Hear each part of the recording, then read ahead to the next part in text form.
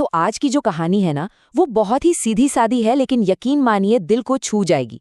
ये कहानी है मूल्य और परंपराओं की, एक ऐसे संदेश की जो हम सबके लिए है। चलिए शुरू करते हैं काका और उनके मशहूर संडे मटन का ये किस्सा। अच्छा, कभी सोचा है कि कोई भी चीज सच में खास कैसे बनती है? क्या चीज है जो उसे इतना स्पेशल बना देती है?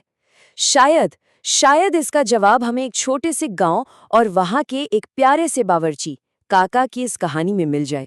तो आइए चलते हैं कहानी की दुनिया में। चलिए कल्पना करते हैं एक छोटे से दूर दराज के गांव की। इसी गांव में रहते हैं हमारी कहानी के हीरो काका। और काका की पहचान सिर्फ एक चीज से है, उनका बनाया हुआ लाजवाब मटन। हाँ, पूरे 100 किलो। हर हफ्ते काका 100 किलो मटन पकाते थे। अब ये सुनने में बहुत ज्यादा लगता है ना? तो सवाल ये उठता है कि आखिर काका इतने सारे मटन का करते क्या थे? और यही कहानी में आता है एक मजेदार मोड़। ये कोई रोज का काम नहीं था, नहीं, ये दावत सिर्फ और सिर्फ संडे को होती थी। ये एक तरह का साप्ताहिक त्योहार था जिसका पूरा गांव बेसब्री से इंतजार करता था। जरा सोचिए वो संडे का दिन कैसा होता होगा। काका का आंगन एक मेले जैसा बन जाता था। चारों तरफ 100 किलो मटन की खुशबू, साथ में गर्मा गर्म चावल और वो एकदम कुरकुरे पापड़। उस दिन गांव के बाकी सारे होटल खाली पड़े रहते थे, क्योंकि भाई हर कोई तो काका की दावत में ही जाना चाहता था। तो अब आते हैं कहानी के उस हिस्से पर जहां हमें काका के सिर्फ संडे को मटन बनाने के फैसले के पीछे की सोच पता चलती है। और ये तब हुआ जब उनकी इस परंपरा को पहली बार किसी ने चुनौती दी। एक दिन हुआ ये कि काका की पत्नी ने कहा, क्यों ना हम एक होटल खोल लें, रोज कमाई होगी, पैसा भी ज्यादा आएगा। बात तो सही थी, लेकिन काका का सोचना कुछ और ही था। उन्होंने कहा कि अगर रोज बनाएंगे तो स्वाद आम हो जाएगा, लोग बोर हो जाएंगे, जबकि हफ्ते भर का इंतजार वही तो है जो इस स्वाद को खास बनाता है और लोगों का प्यार बनाए रखता है। और यही था काका का फलसफा, उनका मूल मंत्र, स्वाद का असली मजा इंतजार में है। उनका मानना था कि किसी चीज की चाहत और उसका इंतजार ही उसे सबसे कीमती बना देता है। लेकिन सुनिए, काका का मटन सिर्फ इंतजार की वजह से खास नहीं था, उसे बनाने का तरीका भी उतना ही खास था।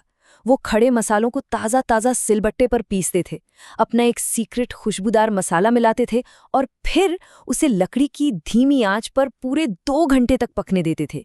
ये स्वाद सिर्फ मसालों का नहीं था, इसमें मेहनत और प्यार भी घुला हुआ था।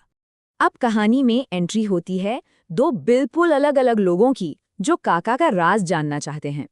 और यहीं पर काका के उसूलों की असली परीक्षा होती है। पहले आता है एक नौजवान सीधा साधा रसोइया। वो रेसिपी नहीं मांगता, नहीं, वो तो बस सलाह लेने आया है। वो काका से बड़ी मासूमियत से पूछता है, काका, मेरे बनाए चिकन में क्या कमी रह जाती है? और यहीं पर काका का बड़ा दिल सामने आता है। उन्होंने जरा भी हिचकिचाहट नहीं दिखाई और उस नौजवान की मदद की। उन्होंने समझाया कि बेटा, तुम्हारे चिकन में जान नहीं है, स्वाद सिर्फ मसालों से नहीं आता, तैयारी भी जरूरी है। उन्होंने उसे चिकन को मैरिनेट करने की सलाह दी। इस तरह उन्होंने सिर्फ उसकी मदद नहीं की, बल्कि ये भी दिखाया कि वो अपने हुनर को बांटने में विश्वास रखते हैं। और अब देखिए, सीन बिल्कुल पलट जाता है। अब आता है शहर का एक बड़ा होटल मालिक, जिसका नजरिया एकदम बिजनेस वाला है। वो काका से सीधे सीधे कहता है कि रेसिपी के लिए मुंह मांगा पैसा ले लो।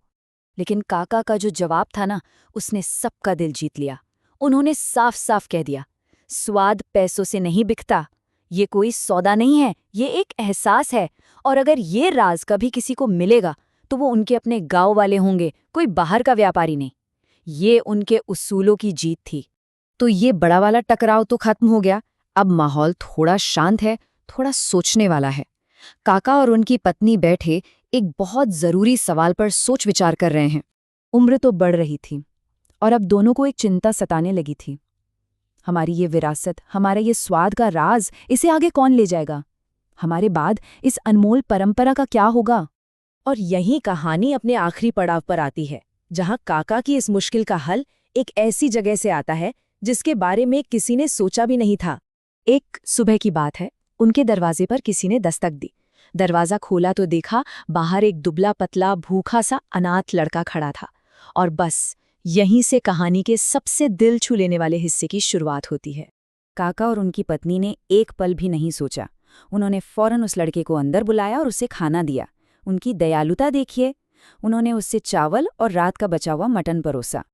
और बस इसी एक पल में कहानी अपने सबसे खूबसूरत अंजाम तक पहुंच गई।